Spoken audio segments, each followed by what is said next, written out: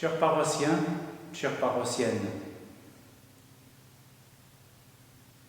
la lecture d'aujourd'hui, c'est 1 Roi 19, 1 à 15. Quand les Écritures saintes parlent de la montagne, c'est avec révérence et étonnement, car c'est le lieu où Dieu demeure. Un endroit saint. Moïse parle avec Dieu depuis la montagne, et seul Moïse a le droit d'y monter. Finalement, quand Moïse reçoit l'étape de la loi, c'est sur la montagne de Dieu, le mont Sinaï ou le mont Horeb. C'est un moment d'alliance de Dieu avec son peuple Israël. Alors c'est un lieu sacré. Quand Matthieu va résumer l'enseignement de Jésus, il place le Christ sur la montagne, le sermon sur la montagne. Si pour nous, la montagne représente les sports d'hiver, les randonnées, la beauté de la nature, pour Israël, c'est un lieu sacré. Et Élie s'est déjà montré un prophète plein de zèle pour le Seigneur. Au temps d'une sécheresse, il annonce au roi Akab qu'il est la raison pour cette sécheresse. C'est parce qu'il a tourné le dos au Seigneur pour adorer de faux dieux, les Baals. Il visite la femme à Sarepta et lui sauve la vie et ressuscite son fils. C'est sur une autre montagne, le mont Carmel, lieu selon la tradition qu'Élie résidait comme un ermite. C'est là qu'il va affronter les prophètes de Baal. Et malgré leurs longues prières, leur Dieu ne répond pas. Mais par contre, le Dieu d'Israël répond à la prière et son feu descend sur l'offrande. Ensuite, les prophètes de Baal sont mis à mort. Mais la reine Jézabel menace Élie de mort aussi. Et Élie prend peur et il fuit très loin de la reine Jézabel. Très découragé, il souhaite la mort même. Je n'en peux plus, Seigneur, maintenant prends ma vie. Mais au lieu de la mort, il reçoit la visite d'un ange, un messager de Dieu qui lui donne 2 fois à boire et à manger. C'est pour le long voyage qu'il va faire, de 40 jours et de 40 nuits, jusqu'à la montagne de Dieu, le mont Horeb. Et là, il s'installe dans une grotte un peu cachée sur la montagne de Dieu. Élie est en mode grotte. Le prophète est libre, mais il est prisonnier de lui-même. Il a fermé les volets de son cœur. Il ne voit que du noir. Il imagine que la fin est proche et il ne peut plus rien faire. Autrefois, dans une mode plus saine, le prophète aurait pu dire les paroles du psaume 18. Le Seigneur m'a dégagé, donné du large, il m'a délivré car il m'aime. Mais ce n'est pas le cas avec le prophète en ce moment.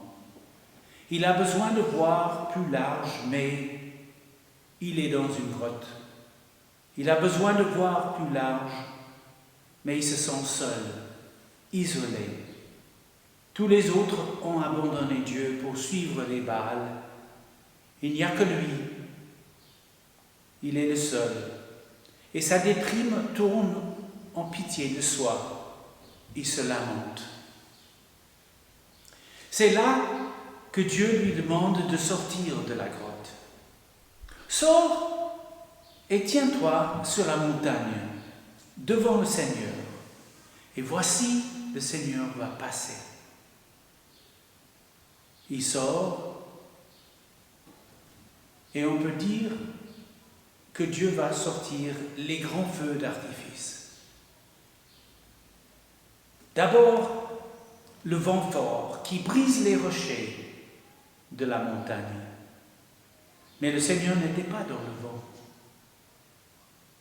Ensuite, un tremblement de terre, un feu, mais Dieu n'était pas dans ces grands et bruyants spectacles de la nature. Dieu n'était pas dans les grands et bruyants spectacles de la nature. Dans un autre moment, le vent de Dieu et le souffle de Dieu seraient présents dans le Saint-Esprit. Mais ce n'est pas encore le cas. Le prophète est seul. Après le bruit vient le silence. Et voici quelques traductions de cette phrase si difficile à traduire. Un bruissement d'un souffle tenu. Un son doux et subtil. Un calme. Une voix tenue. Ou encore une voix de la fin silence.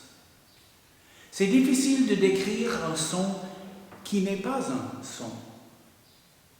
Mais dans le silence tangible, comme le calme avant la tempête, Élie réalise que Dieu est présent.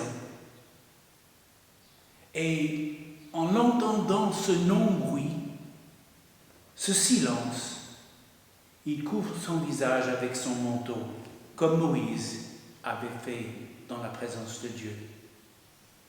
Dans la présence divine, Élie découvre que sa tâche n'est pas encore terminée. De la présence, Élie doit aller dans la direction du désert de Damas. Qu'est-ce qui peut attendre là-bas? Il doit encore oindre le roi et installer les rois de Syrie et d'Israël. Il va découvrir qu'il y a encore 7000 fidèles qui n'ont pas adoré les Baals. Dieu le sort de sa mode grotte pour élargir sa vision. Il devient de nouveau le prophète jaloux pour le Seigneur. Si jamais ceci vous arrive,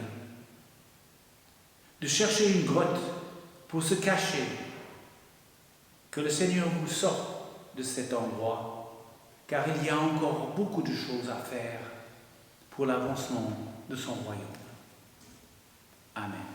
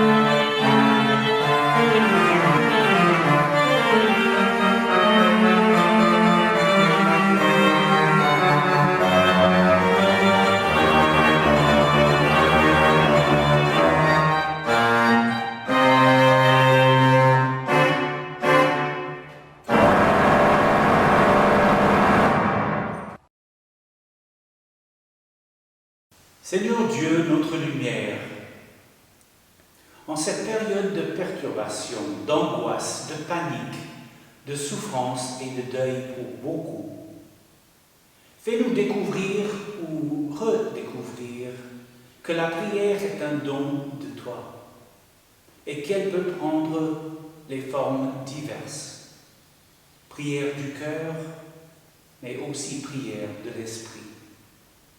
Grâce à ton esprit qui nous vient en aide, parce que nous sommes faibles, il prie. Le Saint-Esprit prie en notre faveur comme toi tu le désires. Béni sois-tu de nous entendre quand nous t'appelons au secours. Tu es notre espérance en Jésus-Christ.